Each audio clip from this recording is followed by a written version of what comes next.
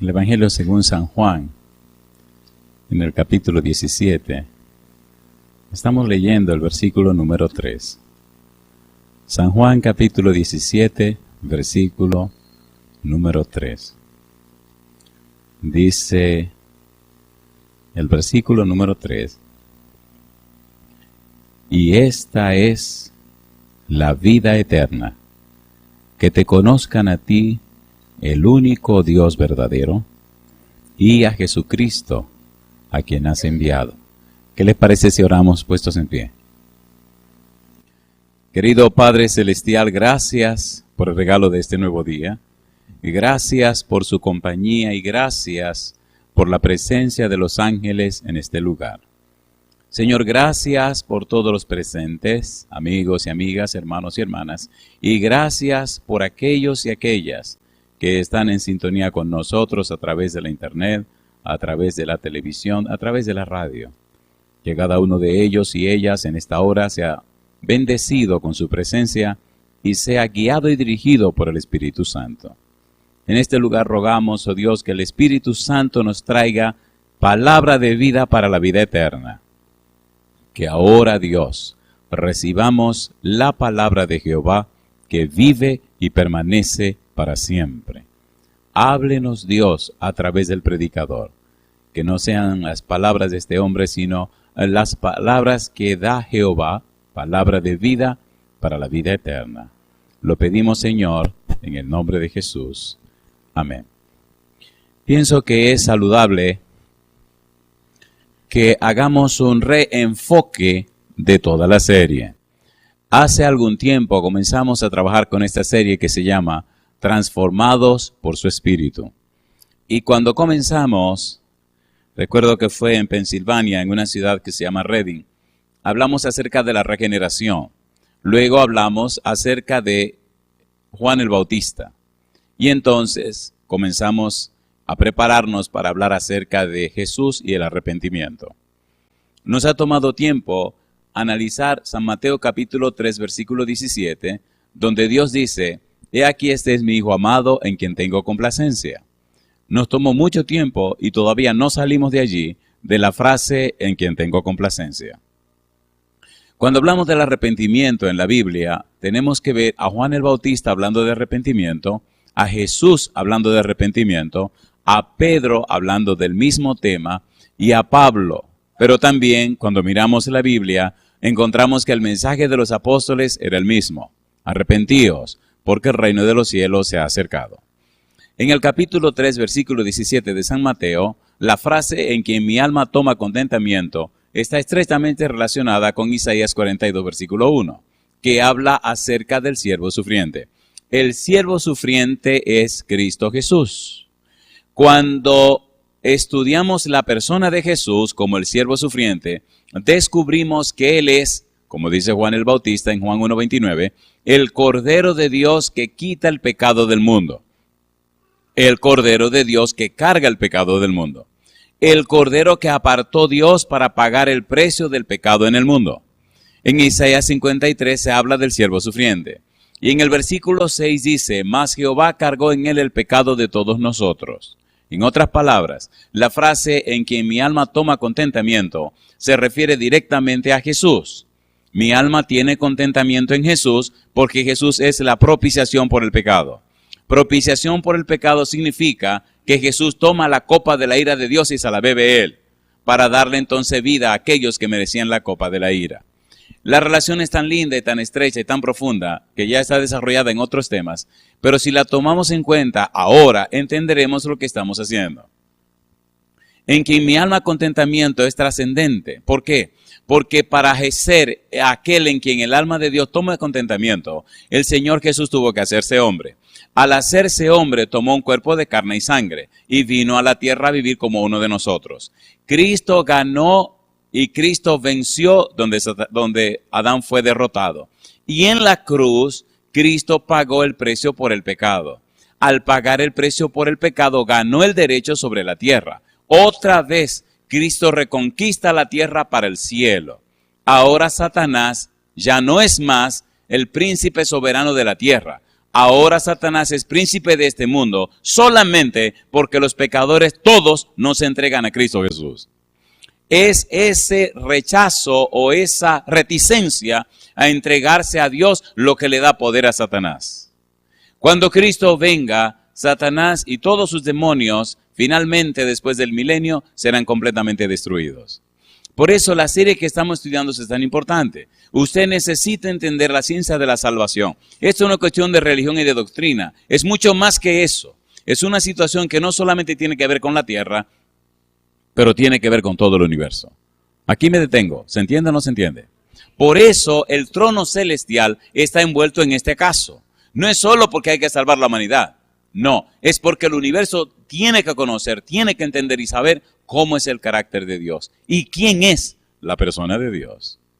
Cuando usted logra entender todo este asunto, entonces se da cuenta que su vida es trascendente. Es decir, su vida va más allá que el simple hecho de existir. Va más allá que el simple hecho de comer y dormir. Va más allá que el simple hecho de tener cosas. Va más allá que el simple hecho de existir en un mundo estudiando o trabajando o haciendo las cosas que hacemos. No, la vida tuya trasciende, va más allá de lo que te puedes imaginar. Y tu testimonio diario, es decir, las evidencias que tú presentas en favor de Cristo, van más allá que el simple hecho de enfocar a un ser humano. También muestran a los ángeles y a todo el universo que tú eres una persona hija de Dios y heredera del reino de los cielos. ¿Tiene sentido esto o no tiene sentido? Por eso es bueno que se sepa por qué estamos haciendo lo que estamos haciendo. Estamos haciendo lo que estamos haciendo para que se entienda aquello que comenzamos. Transformado por su espíritu significa vuelto otra vez a la relación con Dios como al principio.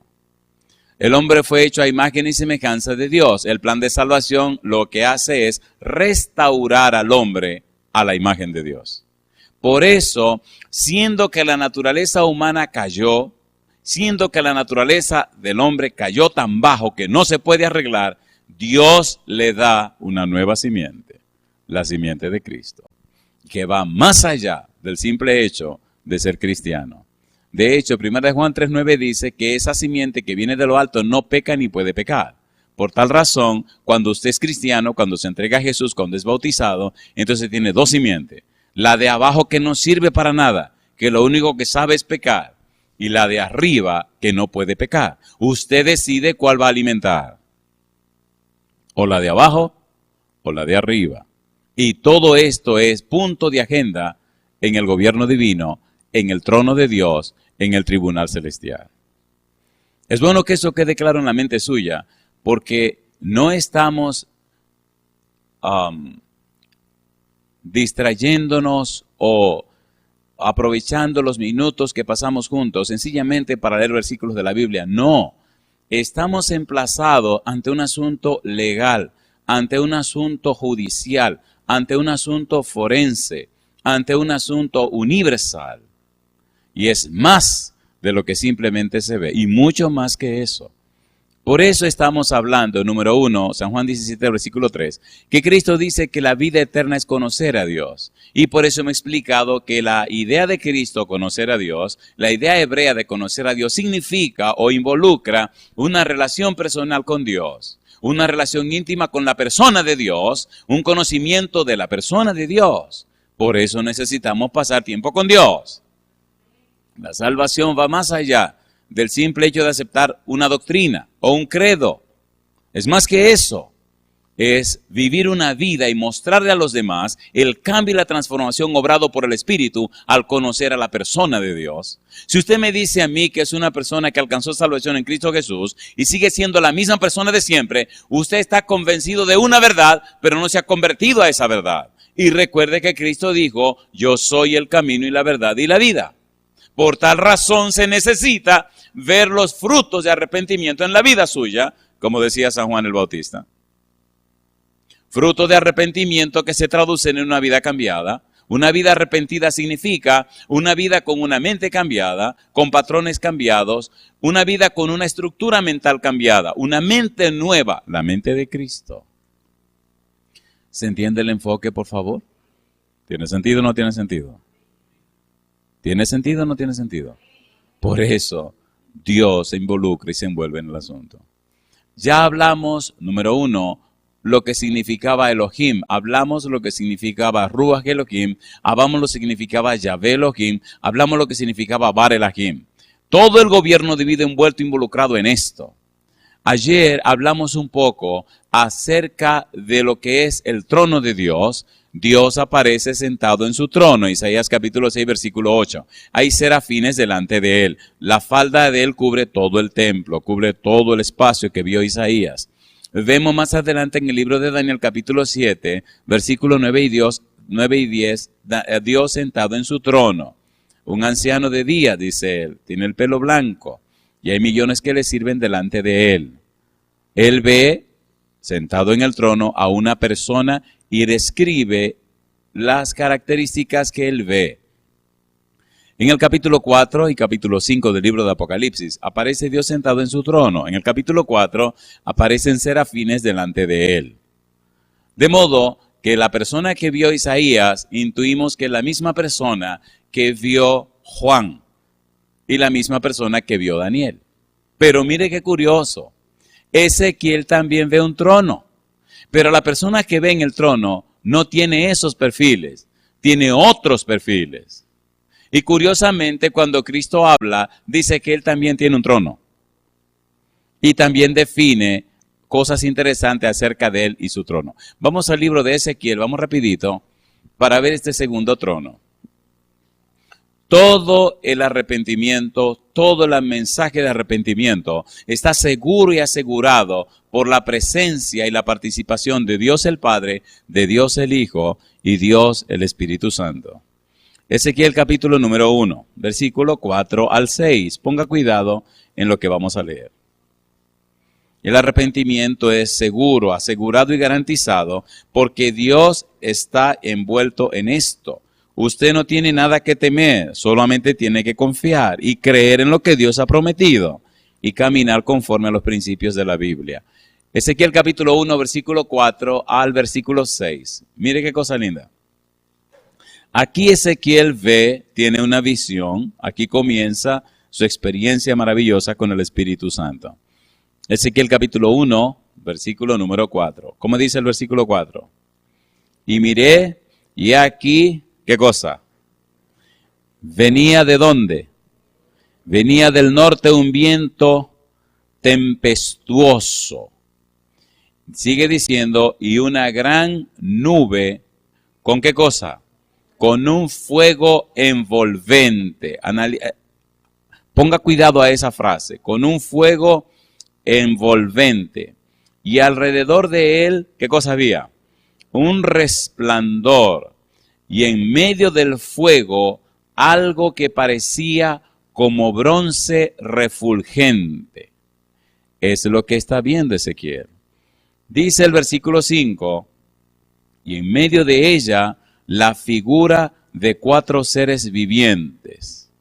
Y esta era, ¿qué cosa? Su apariencia. Había en ellos semejanza de hombre. Cada uno tenía 4 caras y 4 alas. ¿Cuántas alas tenían los que vio Isaías? 6.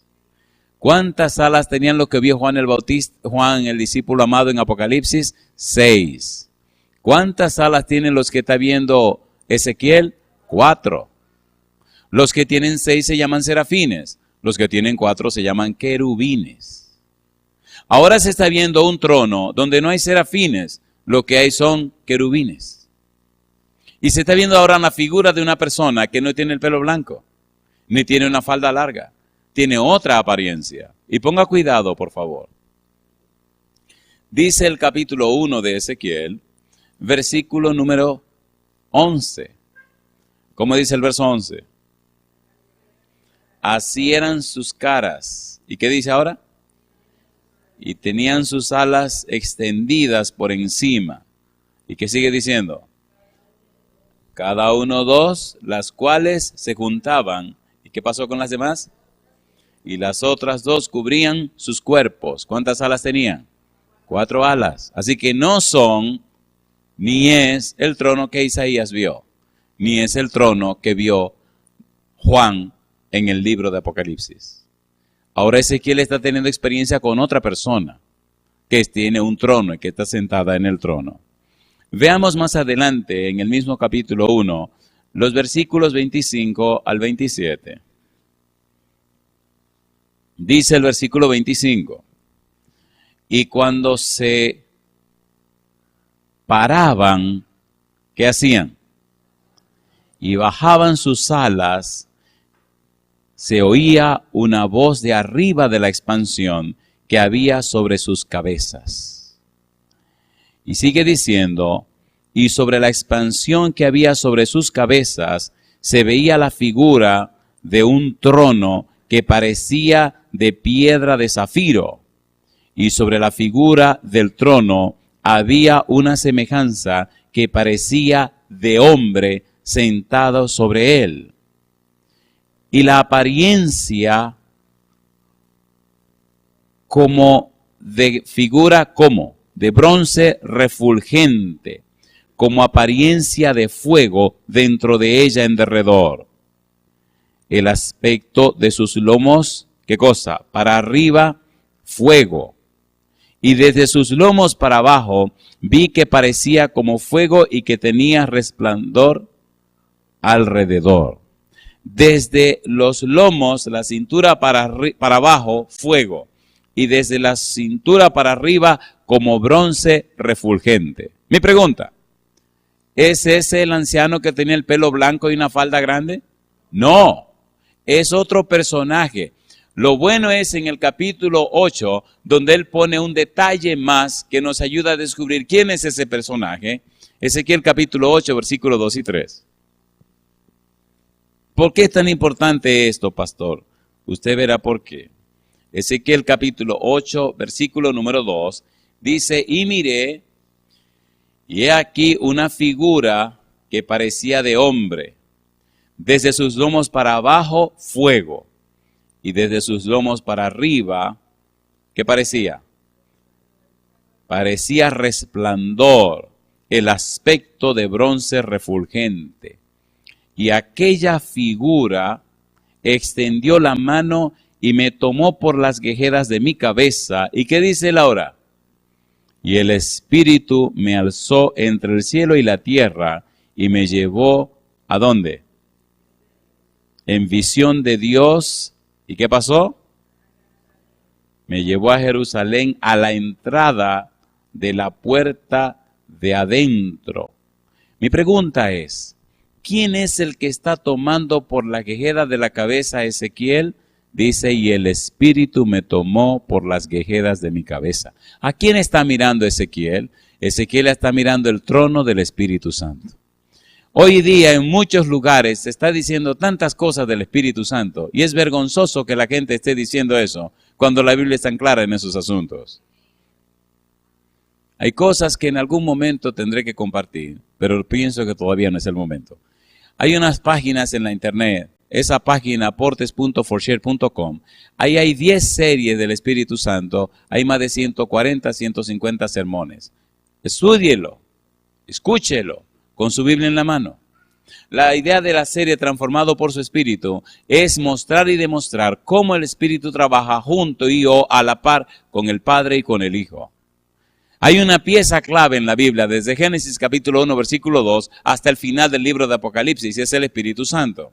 Hay una serie que grabamos que se llama El Espíritu del Apocalipsis. Trate de oír esa serie. Hay una serie que se llama La Misión del Espíritu. Hay una cantidad de series. Otra serie se llama Recibiendo el Espíritu. Hay una montaña de series que hemos grabado porque hoy por hoy necesitamos conocer y entender la persona del Espíritu, la misión del Espíritu, la obra del Espíritu. Porque el Espíritu es que nos convence de pecado, de justicia y de juicio. Jesús dijo que todo pecado y toda blasfemia será perdonada, pero la blasfemia contra el Espíritu Santo no será perdonada. Cuando Cristo se iba, dijo, no se vayan de Jerusalén hasta que reciban la promesa del Padre. Y habló claramente del Espíritu Santo como el guía, como el maestro, el instructor, el otro consolador. Y hoy día se dicen cosas del Espíritu Santo que son vergonzosas. Ahora vemos el trono del Espíritu Santo en el libro de Ezequiel. Número 3, Apocalipsis capítulo 3, versículo 21. Apocalipsis 3:21. Pastor, ¿por qué todo esto? Todo esto, querido, es para confirmar y reconfirmar la importancia del arrepentimiento. El Padre, el Hijo y el Espíritu Santo están envueltos en el asunto del arrepentimiento, en el asunto de la transformación. ¿Qué dijo Jesús en Apocalipsis 3:21? Al que venciere, ¿qué cosa? Le daré que se siente conmigo, ¿dónde? Así como yo he vencido y me he sentado, ¿con quién? Con mi Padre en su trono. Pregunto, ¿está diciendo Cristo que el Padre tiene un trono? ¿Y está diciendo Cristo que Él tiene su trono? Alabado sea el nombre de Dios.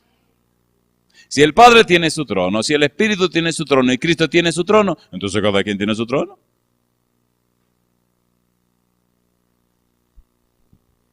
Capítulo 22. Apocalipsis capítulo 22, versículo 1 y versículo 3. A ver qué dice la Biblia. 22, 1. ¿Cómo dice el versículo 1? Después me mostró un río limpio de agua de vida. ¿Y qué dice ahora? Resplandeciente como ¿qué? Como cristal. ¿Y qué dice ahora? Que salía del trono de Dios y ¿de quién? Y del Cordero. ¿Es hermoso o no es hermoso? Versículo 3. ¿Cómo dice el verso 3? Y no habrá más maldición, y el trono de Dios y del Cordero estará en ella, y sus, ¿qué cosa? Y sus siervos les servirán. ¿El trono de quién? El trono de Dios y del Cordero. Si el Padre tiene su trono, si el Espíritu tiene su trono, y si Cristo tiene su trono, entonces gobiernan todo el universo. Mi pregunta, ¿hay algo imposible para Dios? Mi pregunta, ¿tiene Dios poder para cambiar y transformar los corazones humanos? Entonces, ¿cómo es posible que la gente no le confíe en su vida a Dios? Un pequeñito corazón, resistirse de tal manera que rechace a Dios, es una cosa del diablo, una cosa espantosa. ¿Y cómo hay que luchar y batallar para que la gente se entregue al Señor? Es una cosa de locos.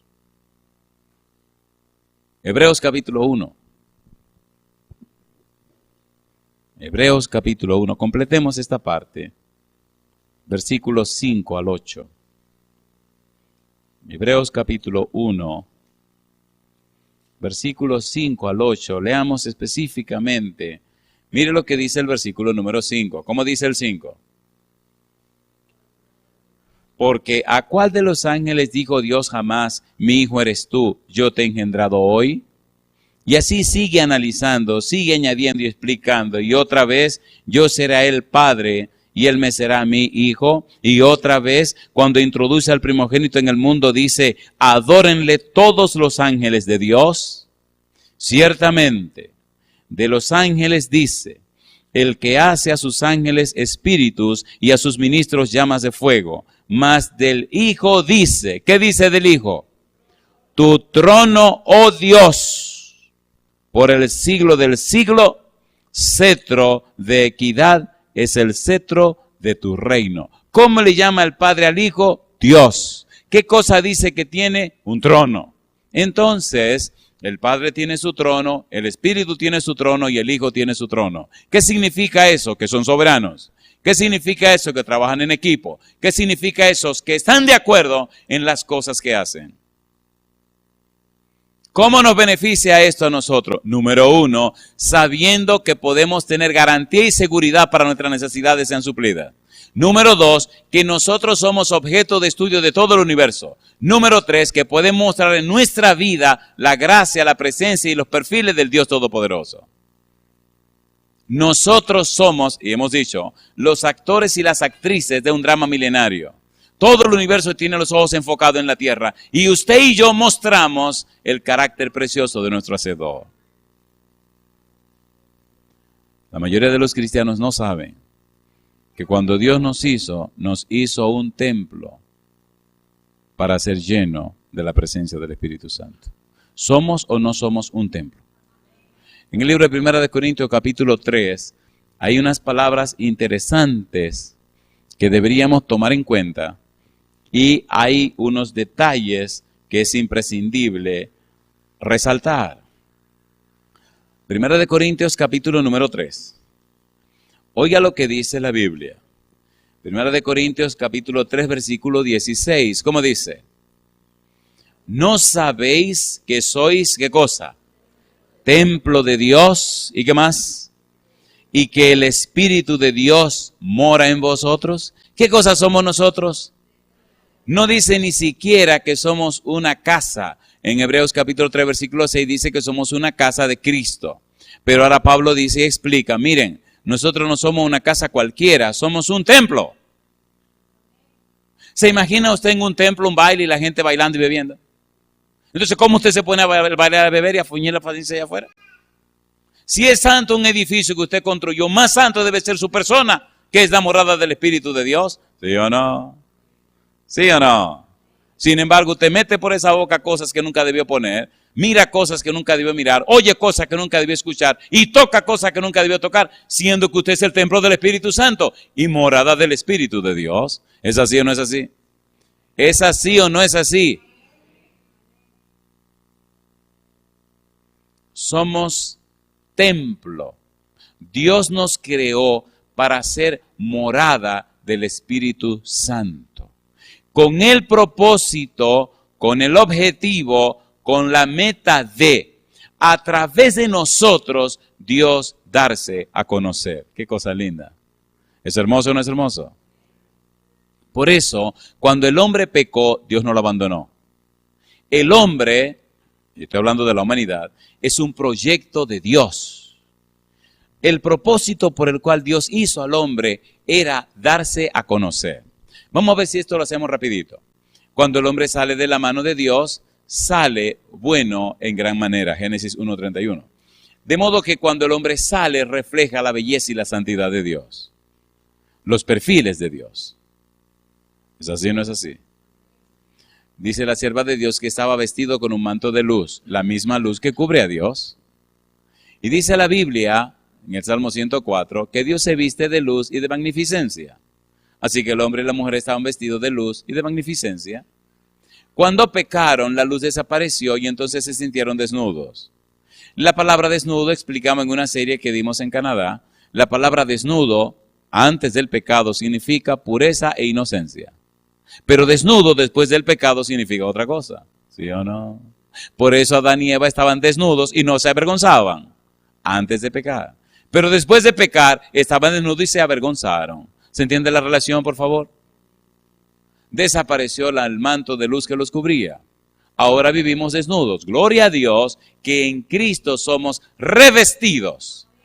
Revestidos de Cristo. Por eso es tan importante entender el valor de la palabra y del bautismo. Entenderlo como anda la Biblia.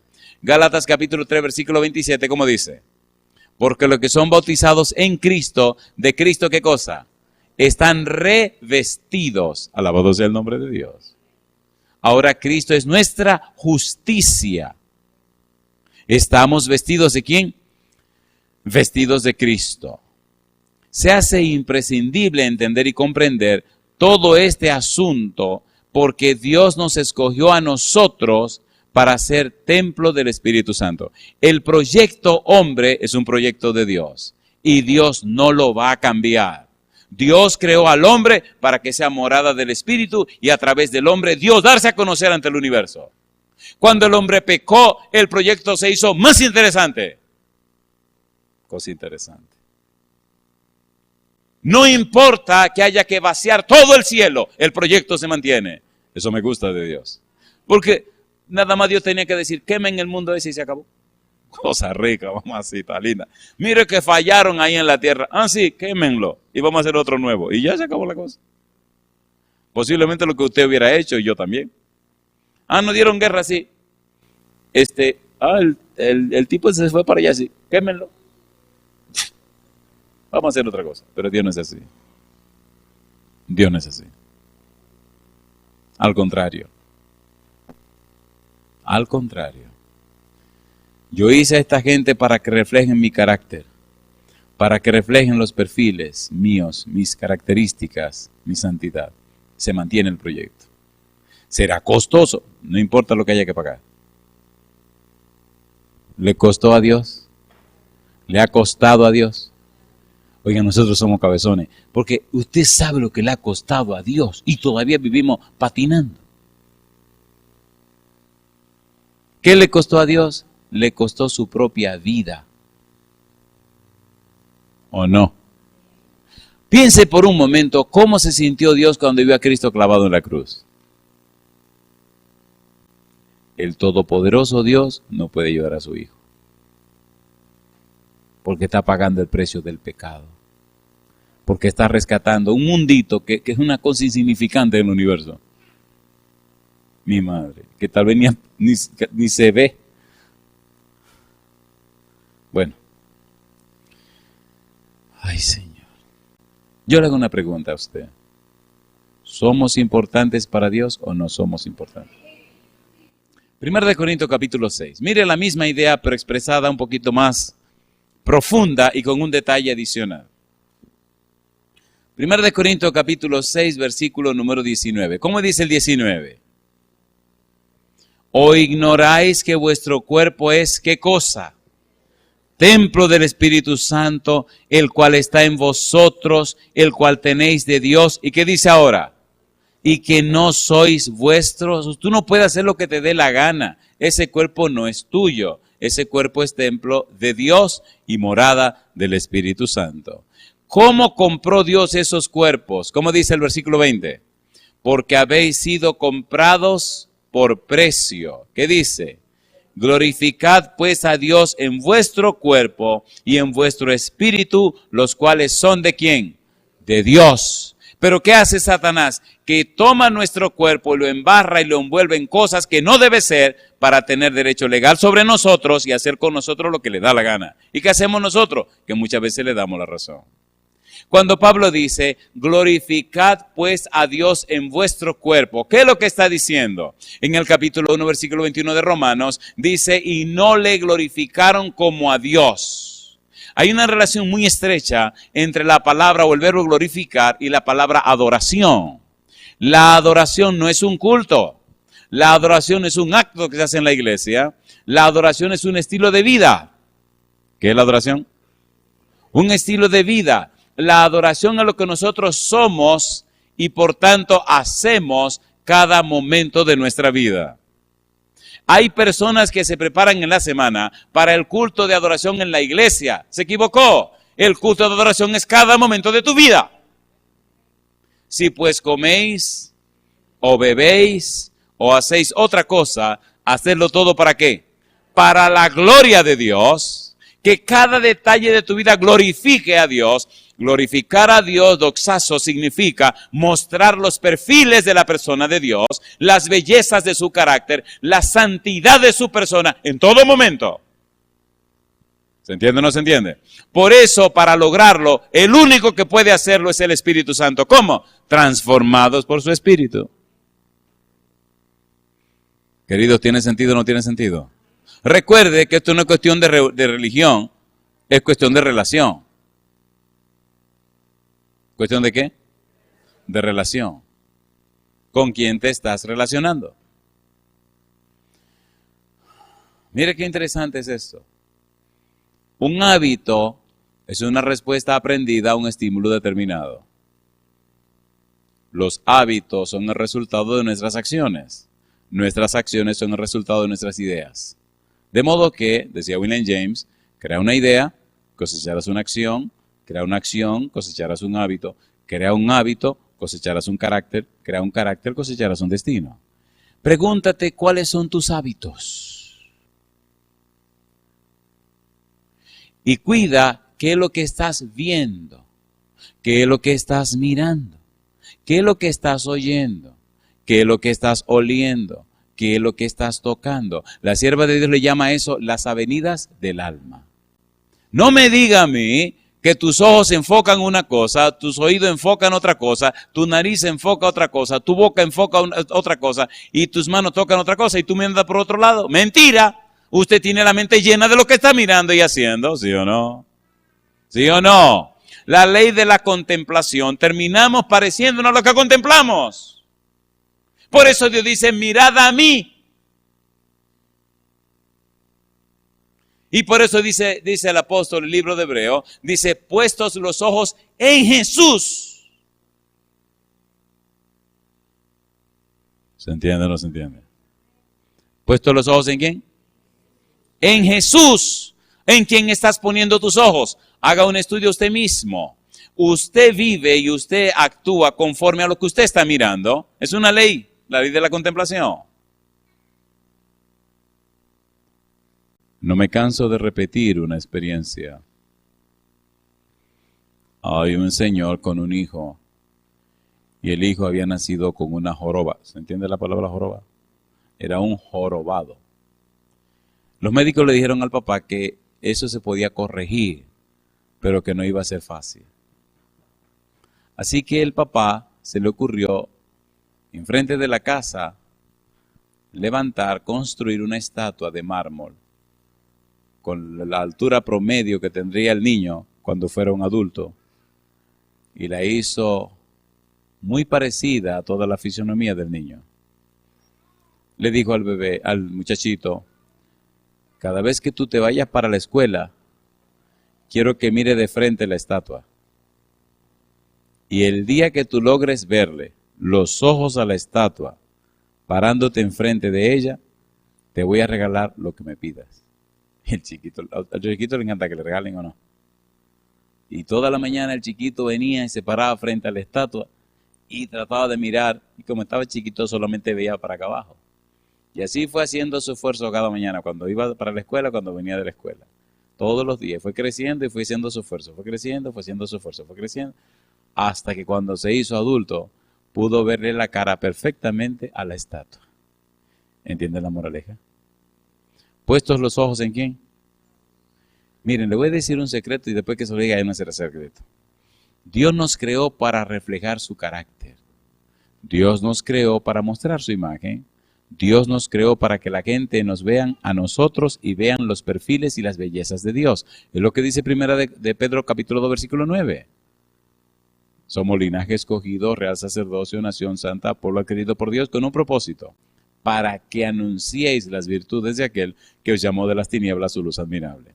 La idea de ser transformado por su Espíritu es para que nuestro testimonio inspire a otros a buscar a Jesús y tener la misma experiencia. Número 1, para que nuestro testimonio muestre a los ángeles que están en el cielo que Dios mantiene su promesa y su posición de cuando nos creó, que reflejemos su imagen. Y número 3, mantener ante todo el universo que Dios es coherente y mantiene sus principios.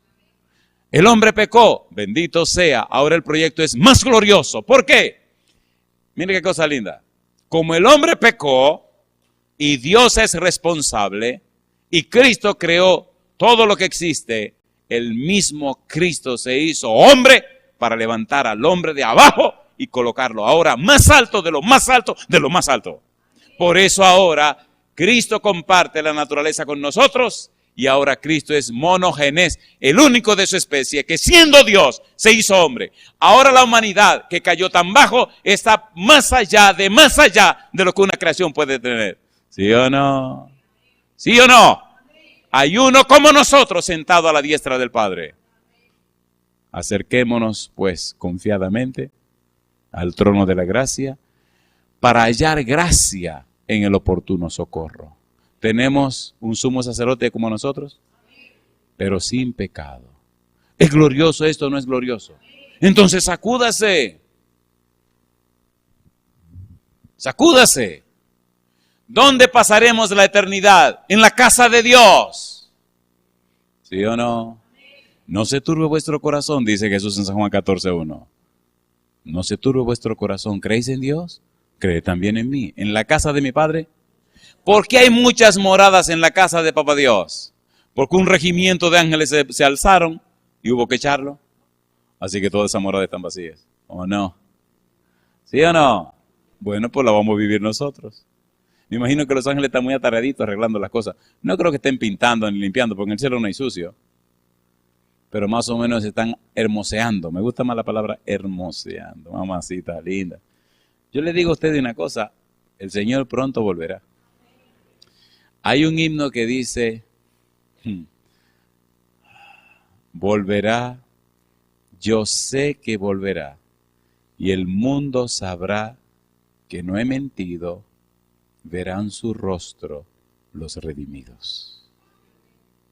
El Señor viene muy pronto, y entonces ese día la gente verá que lo que estamos diciendo es verdad y no es mentira. He podido ver personas que están muriendo, confiados y esperanzados y apoyados en la verdad que estamos predicando. Y he podido verlo morir con una sonrisa en el rostro. He podido ver personas angustiadas, desesperadas, y después de terminar de explicarle el plan de salvación en Cristo Jesús, y después de aceptar al Señor como su Salvador, he visto cómo la angustia y la ansiedad han desaparecido. Y le he visto morir con paz en su corazón y hasta con gozo reflejado en su rostro. Porque Dios no miente, porque nuestra esperanza está segura y garantizada en Cristo Jesús. Hermanos queridos, ¿se entiende lo que estamos diciendo? ¿Se entiende o no se entiende? Todo el cielo empeñado en esto, en que seamos transformados por su Espíritu. Usted no puede contentarse con ser la misma persona. Usted no puede contentarse con el mismo relajo todos los días. ¿Qué pasó? ¿Cómo me habla de un Dios todopoderoso y tú eres la misma mojiganga? ¿Qué es eso? Lo mismo todos los días. La Biblia dice, 2 Corintios capítulo 3, versículo 18, que somos transformados de gloria en gloria. ¿Sabe lo que significa eso? Que si hoy reflejaste la gloria de Dios, mañana la reflejas más perfectamente. Y pasado mañana, más perfectamente. Y el día siguiente, más perfectamente. Y el cielo aplaude de gozo al ver cómo la santidad de Dios se refleja en tu vida. Eso pasó con Juan, el discípulo amado, que finalmente lo llamaron maestro de santidad. Sin embargo, había sido llamado Boanerges, hijo del trueno, hijo del diablo. ¡Ay! Thor era un dios nórdico, el dios de la destrucción. Y cuando Cristo fue a Samaria y no lo aceptaron, ¿qué dijeron Juan y Santiago? Oye, maestro, ¿tú quieres que oremos para que venga fuego del cielo y lo queme a todo? Qué abusador. ¿Quiere que oremos, Señor? Si quiere, hacemos una oracioncita aquí y lo quema a todo esta gente. ¿Cómo que te están rechazando? Y eso eran los discípulos de Jesús. Oiga, y si esos eran los discípulos de Jesús y tenían una mentalidad tan macabra, ¿qué se puede esperar de nosotros hoy día? Porque andaban con Jesús. Y Pedro con su espada le iba a cortar la cabeza al tipo aquel. ¿Soltó Pedro su espada alguna vez? No, mi hermano, andaba con su espada. ¿Quién sabe si después que recibió el Espíritu la tiró? Yo espero en Dios que la haya tirado, porque le voy a preguntar. ¿Qué es lo que estoy diciendo? Sí, es posible que tú tengas que agregar alguna de esas cosas, pero si ya lo sabes, suelta eso. Pero si tú sabes que algo no es correcto, ¿por qué te compara con los demás? Compárate con Jesús. Porque tu testimonio alcanzará el corazón de la gente. Y el testimonio es la evidencia que presentamos a favor de Jesús. El Señor quiere glorificarse en tu vida. Glorificarse significa reflejar su carácter en ti. Los ángeles pudieran hacer este trabajo, pero Dios dijo que somos tú y yo que lo vamos a hacer. Y qué lindo cuando la gente ve tu testimonio, se entrega al Señor y entonces en el cielo hay gozo por un pecador que se arrepiente. ¿Te gustaría caminar más de cerca con el Señor? ¿Notan que cuando dos personas son muy amigos terminan pareciéndose? ¿Recuerdan a Pedro cuando le preguntaron y le dijeron, tú eres uno de ellos? ¿Qué dijo Pedro? No lo soy. Y entonces la gente se inquietaron y dijeron, ¿cómo que tú no lo eres si tú te pareces a él? Es más, mira, tú hasta habla como él. Qué cosa linda. ¿No le gustaría que dijeran eso de usted? ¿Seguro que usted quiere que lo digan? Algunos se avergüenzan y no quieren parecer que son cristianos. Quieren disimular otra cosa. ¡Qué tontería! ¡Qué tontería! A veces tengo que estar en ciertos lugares y me preguntan, dígame una cosa. Y te lo preguntan con cuidado porque piensan que te van a ofender. Dígame una cosa, ¿usted es cristiano? Le digo, claro que sí. Algunas personas no te preguntan si eres cristiano, sino que te preguntan, ¿a qué se dedica usted? Y me gusta decirle, a salvar almas. ¿A qué? A salvar almas. ¿Usted es un rescatista?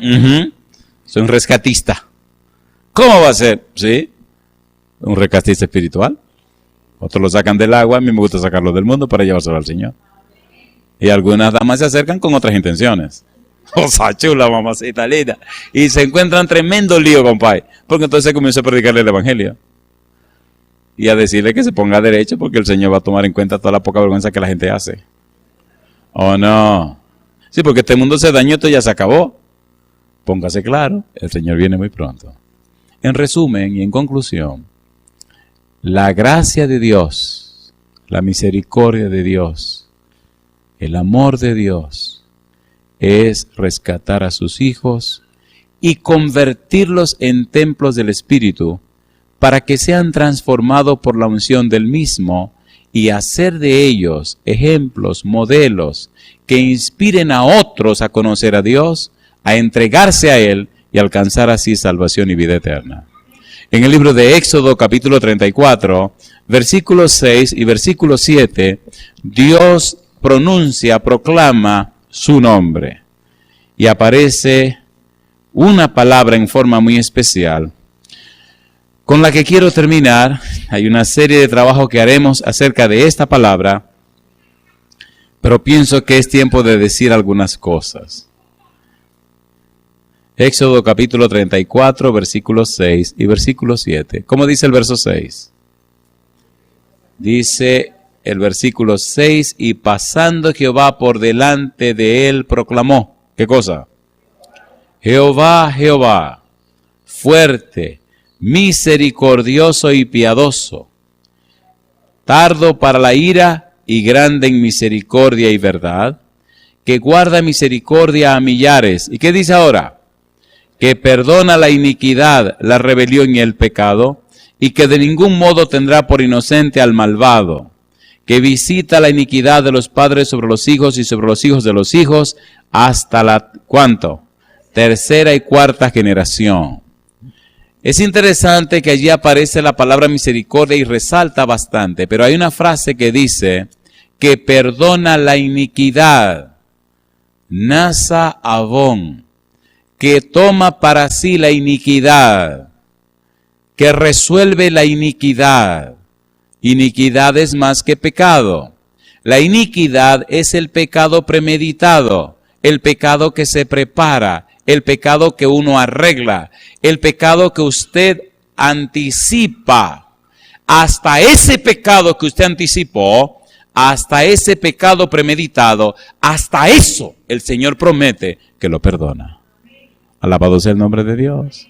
Nasa avon, que toma para sí, que carga él, que lleva él hasta ese pecado.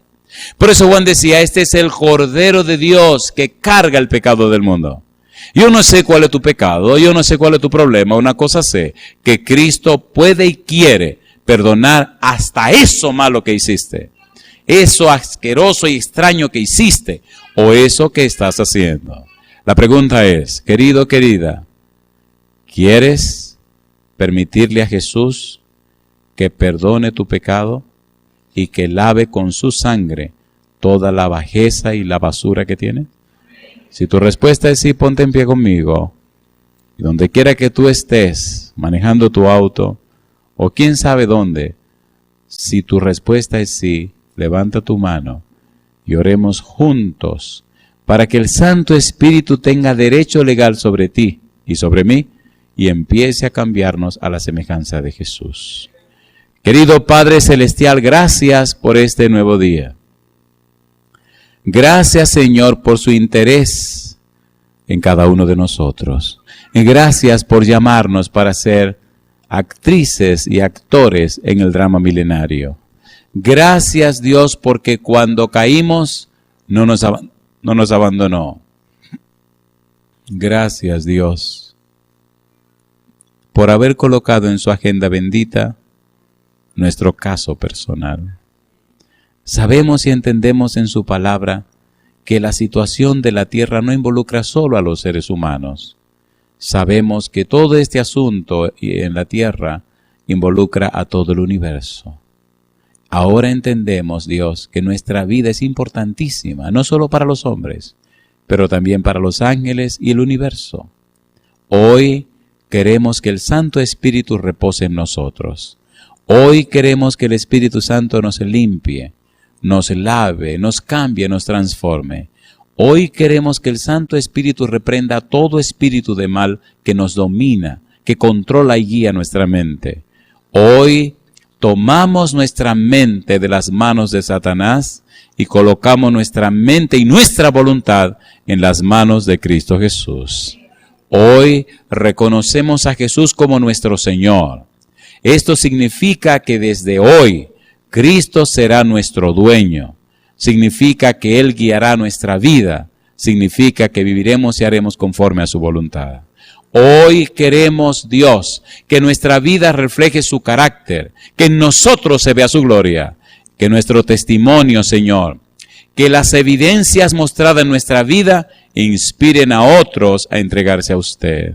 Dios santo y querido, lávenos con la sangre de su Hijo, habilítenos con su Espíritu y confírmenos, oh Dios, en su presencia, sosténganos con su mano poderosa, para que en este día el diablo no tenga parte con nosotros.